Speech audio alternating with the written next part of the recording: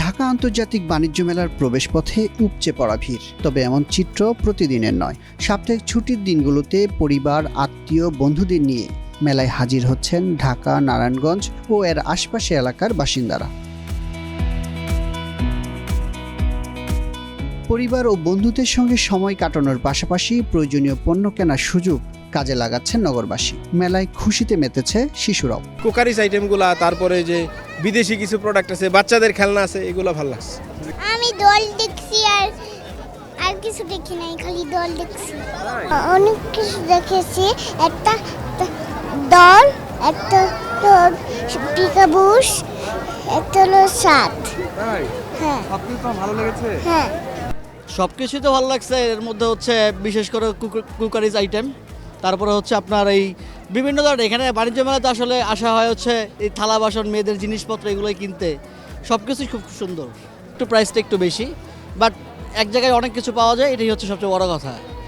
আর সবচেয়ে বড় কথা হচ্ছে ফ্যামিলি নিয়ে ঘুরতে আসা এবং তাদের সাথে টাইম স্পেন্ড করা।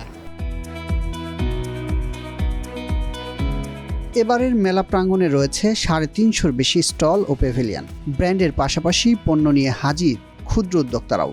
আমার কাছে সবচেয়ে বেশি ভালো লেগেছে যে বাংলাদেশের যে প্রোডাক্টগুলি আমি দেখলাম, জেলখানার ওই সাইডটা আমি গেলাম, তো তারপরে ওই যে আর্মিদের যেটা দেখলাম, মানে বাংলাদেশের যেগুলি মানে যতই হোক বাণিজ্য মেলা, কিন্তু নিজেদের প্রোডাক্টগুলি আমার কাছে তেমন আকর্ষণীয় করলো। আলহামদুলিল্লাহ, আমি এবার স্যাটিসফাই, খুব ভালো কোয়ালিটিও ভালো পেয়েছি এবং হচ্ছে আমি যেসব জিনিস ঠিক করেছিলাম কিনবো ওগুলো সবই পেয়েছি। মোটামুটি আগের তুলনায় একটু দাম বেশি হওয়ার পরেও শখের জিনিস একটু প্রাইস বেশি দিয়ে নিলাম আর কি। মোটামুটি বাইরের তুলনায় কিছু কিছু স্টলে যেগুলো ব্র্যান্ডের পণ্য এগুলো একটু বেশি, আর যেগুলো সচরাচর মোটামুটি অ্যাভেলেবেল মার্কেট বিভিন্ন জায়গায় পাওয়া যায় ওগুলো এখানে একটু কমে আছে। হাতের কাজের প্রোডাক্ট আছে, 3 piece, 1 piece, 2 piece, sari, bedsheet, bed cover, cushion, সব কিছুই আছে আমাদের এখানে। আমরা এখানে 26টা স্টল আসছি, 27টা স্টল আসছে এখানে জয়িতা থেকে। 29তম বাণিজ্য মেলার প্রোডাক্ট অব দ্য ইয়ার হিসেবে ঘোষণা করা হয়েছে আসবাবপত্রকে। এতে বিশ্ববাজারে এ খাতের বাংলাদেশি পণ্যের প্রসারের সুযোগ দেখছেন সংশ্লিষ্টরা। নতুন নতুন ডিজাইনগুলোতে কাস্টমার খুব পজিটিভলি নিচ্ছে, ভালো অর্ডার হচ্ছে এবং ভালো কোয়ারি হচ্ছে। আমরা আশাবাদী যে মেলা শেষে একটা ভালো ব্র্যান্ডিং এবং ভালো একটা সেলস নিয়ে আমরা যেতে পারবো। আর এই বছরটাকে গভর্নমেন্ট ফার্নিচার বর্ষ ঘোষণা করেছে, এটার জন্য ধন্যবাদ। আমরা আশা করি যে এই ফার্নিচার বর্ষে বাংলাদেশের এই ফার্নিচারটাকে বিশ্বমানের ফার্নিচারে দেশের মানুষের কাছে নিয়ে যেতে পারবো এবং বৈদেশিক রপ্তানিতে এটা খুব গুরুত্বপূর্ণ একটা অবদান রাখে। আপনারা জানেন যে আন্তর্জাতিক বাণিজ্য মেলা, ফার্নিচার কিন্তু বাংলাদেশের বস্ত্রের পরেই একটা গুরুত্বপূর্ণ খাত, যেখানে অনেক ফার্নিচার ব্র্যান্ড কাজ করে। মেলায় দর্শনার্থীদের নজর কাটছে কারাবন্দীদের তৈরি পণ্য। বিক্রিও বেশ ভালো বলে জানায় জেল কর্তৃপক্ষ।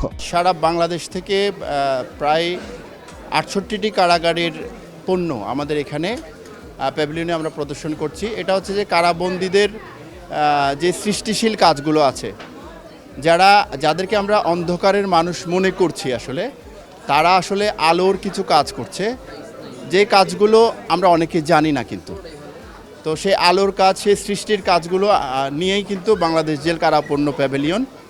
এবং আমাদের এই প্যাভিলিয়নে গতবারের চেয়েও এইবার আমাদের পণ্য আরও বেশি বেড়েছে।